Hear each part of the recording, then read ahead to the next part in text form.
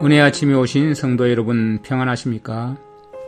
오늘은 시편 16편 11절 말씀을 묵상하도록 하겠습니다.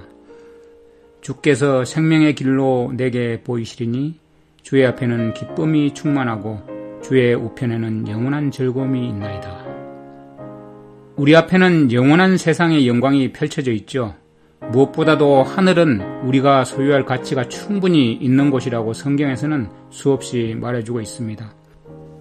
하나님의 자녀라면 당연히 자신을 구속함을 받은 자들과 거룩한 천사들과 세상의 구속주이신 그리스도 예수님과 교제하기에 가장 적합한 상태로 자신을 만들기 위해서 우리의 삶의 목적을 삼아야 될 것입니다. 사실 우리가 한 번이라도 하늘나라를 볼 수 있다면 다시는 세상을 살기를 원하지 않겠죠.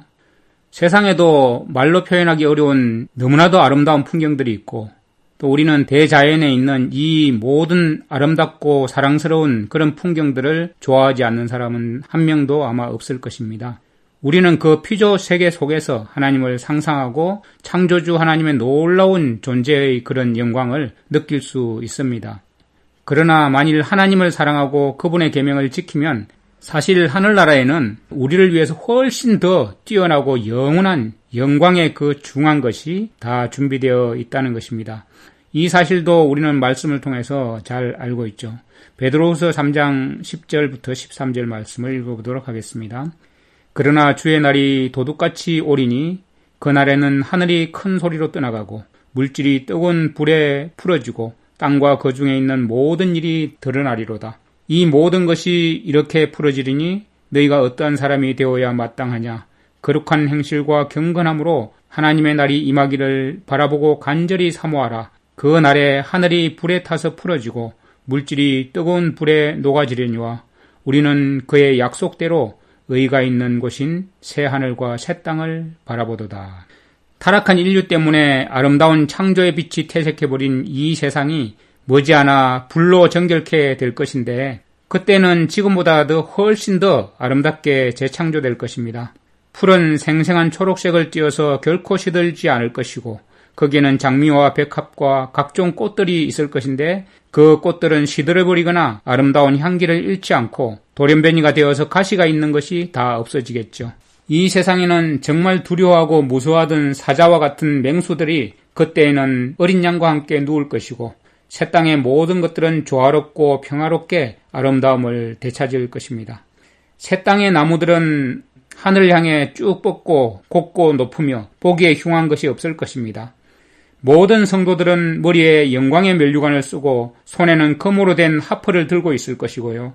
구속받은 모든 성도는 이 땅에서는 한 번도 해보지 않았지만 찬란히 빛나는 황금 하프를 아름다운 음률로 타면서 어린 양의 노래, 구속함을 받은 백성의 새 노래로 구속의 사랑을 노래하면서 찬양할 것입니다. 우리가 이 세상에서 겪는 고통과 시련은 새 땅에서는 너무나 큰 영광으로 인해서 모두 잊혀지게 될 것입니다.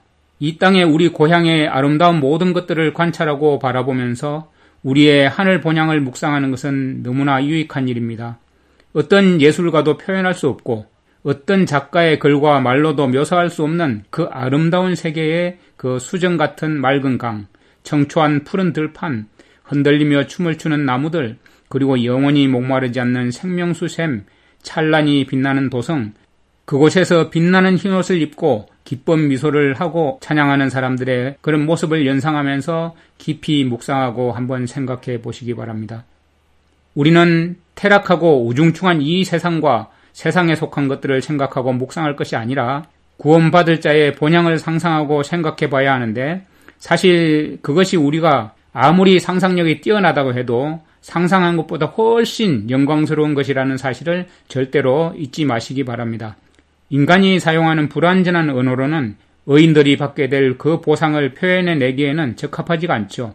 하늘의 아름다움은 그것을 바라보는 사람들에게만 알려지는 것입니다.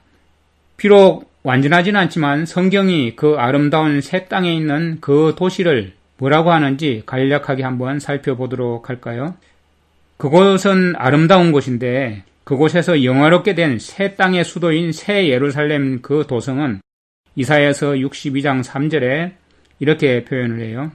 여호와의 손에 아름다운 면류관, 내 하나님의 손의 왕관이 될 것이라고 이렇게 표현을 했습니다. 그리고 계시록 21장 11절에 그 성의 빛이 지극히 귀한 보석 같고 벽옥과 수정같이 맑더라. 그 성이 내는 빛은 각양 보석이 각각 자기의 색상으로 빛나는 그런 모습을 나타내고요. 그 다음에 계시록 21장 24절에 만국이 그 빛 가운데로 다니고 땅의 왕들이 자기 영광을 가지고 그리로 들어오리라. 그리고 주님께서는 이사야서 65장 19절에 내가 예루살렘을 즐거워하며 나의 백성을 기뻐하리라 이렇게 말씀을 하십니다.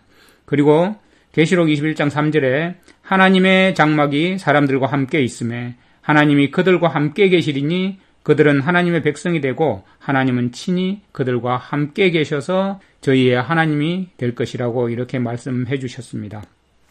하나님의 성에는 밤이 없죠. 아무도 휴식을 필요로 하거나 원하지 않을 것입니다. 거기에는 하나님의 뜻을 행하고 그분의 이름을 찬양하는 데 피곤을 느끼지 않을 것입니다. 우리는 신선하고 유쾌한 아침의 그 기분을 언제나 느낄 것입니다. 계시록 21장 23절 그 성은 해나 달의 비침이 쓸데없으니 이는 하나님의 영광이 비추고 어린 양이 그 등불이 되심이라. 어린 양이 그 등불이 되시기 때문에 결코 어둡지 않습니다. 계시록 22장 5절 말씀에도 등불과 햇빛이 쓸데없으니 이는 주 하나님이 저희에게 비치심이라. 하나님이 친히 비치십니다. 그런데 그 빛은 고통스러울 정도로 눈이 부실 정도는 아니고 찬란한 빛이 태양광선을 대신 발산할 것입니다. 그러나 그 빛의 광도는 오늘날 정오에 비치는 태양의 그 밝은 빛도 이 빛에는 미치지 못할 것입니다. 어떤 빛인가? 하나님과 어린 양의 영광이 거룩한 성을 끊임없이 비춰준다는 것이죠. 구속받은 자들은 태양이 필요 없이 언제나 낮에 그 빛 가운데로 다닐 것이라는 약속을 하고 있는 것입니다. 계시록 21장 22절을 보겠습니다. 성 안에 성전을 내가 보지 못하였으니 이는 주 하나님 곧 전능하신 이와 및 어린 양이 그 성전이심이라. 성 안에는 따로 성전이 없어요. 이제는 하나님 아버지와 어린 양이 그 성전이시라고 합니다. 하나님의 백성은 아버지 하나님과 아들 하나님과 함께 자유로이 교제하는 그런 특권을 가지게 된다는 것입니다. 지금은 우리가 이제는 거울로 보는 것 같이 희미하지요. 지금은 아무리 상상을 하고 그려보아도 그 영광을 다 볼 수는 없어요. 하지만 우리는 하나님의 형상을 마치 거울 속에 비춰진 것처럼 하나님이 창조하신 대우주와 자연 가운데서 조금 바라볼 뿐입니다. 또한 하나님께서 인류를 취급하시는 그 구속의 여정을 통해서 희미하게 하늘의 모습을 바라볼 수 있을 뿐이죠.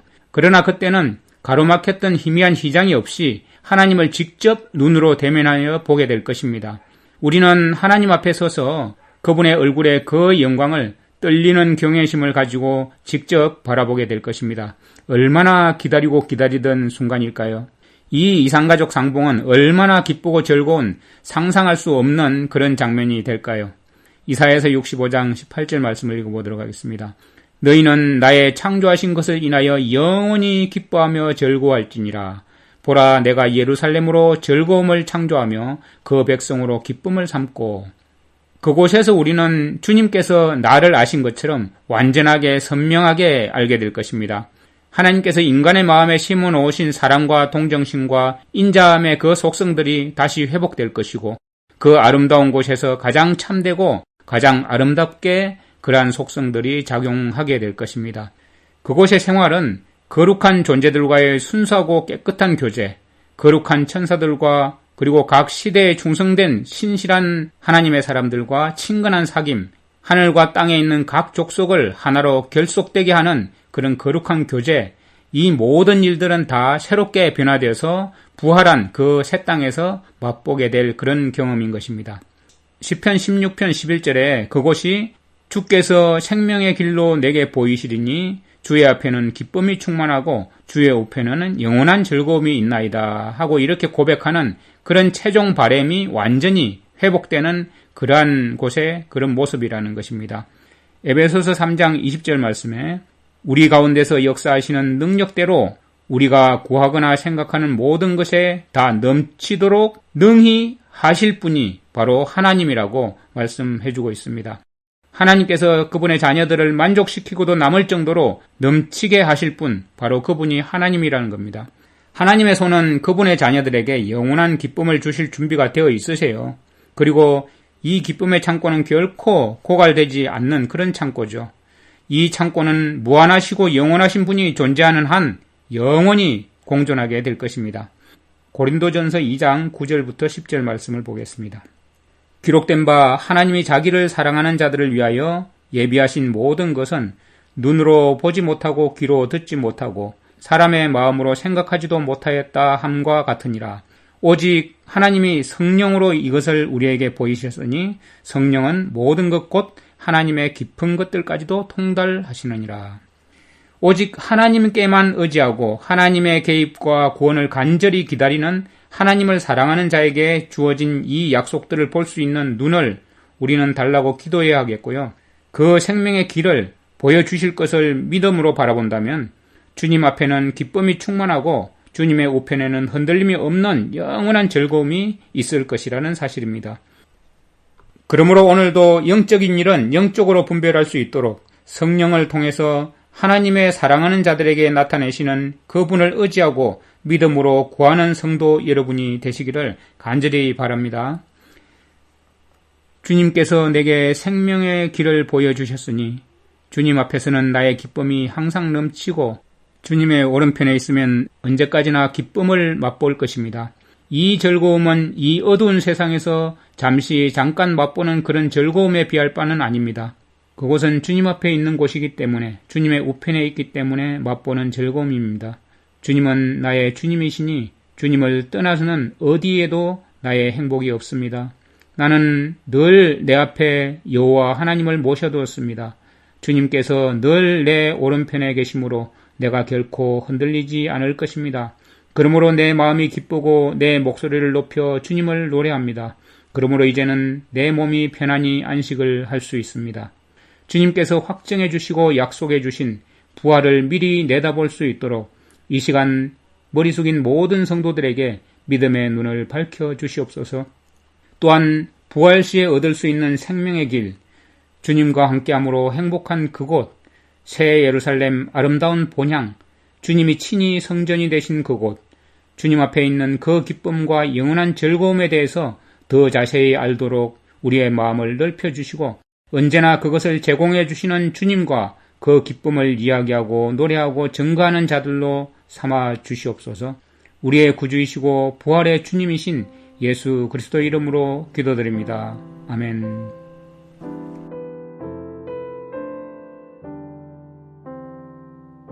시편 16편. 하나님이여 나를 지켜 주소서. 내가 주께 피하나이다. 내가 여호와께 아뢰되 주는 나의 주님이시오니 주 밖에는 나의 복이 없다 하였나이다. 땅에 있는 성도들은 존귀한 자들이니 나의 모든 즐거움이 그들에게 있도다. 다른 신에게 예물을 드리는 자는 괴로움이 더할 것이라. 나는 그들이 드리는 피의 전제를 드리지 아니하며 내 입술로 그 이름도 부르지 아니하리로다. 여호와는 나의 산업과 나의 잔의 소득이시니 나의 분깃을 지키시나이다. 내게 줄로 재어준 구역은 아름다운 곳에 있으며 나의 기업이 실로 아름답도다. 나를 훈계하신 여호와를 송축할지라. 밤마다 내 양심이 나를 교훈하도다. 내가 여호와를 항상 내 앞에 모심이여 그가 나의 오른쪽에 계심으로 내가 흔들리지 아니하리로다. 이러므로 나의 마음이 기쁘고 나의 영도 즐거워하며 내 육체도 안전히 살리니 이는 주께서 내 영혼을 수월해 버리지 아니하시며 주의 거룩한 자를 멸망시키지 않으실 것임이니이다. 주께서 생명의 길을 내게 보이시리니 주의 앞에는 충만한 기쁨이 있고 주의 오른쪽에는 영원한 즐거움이 있나이다.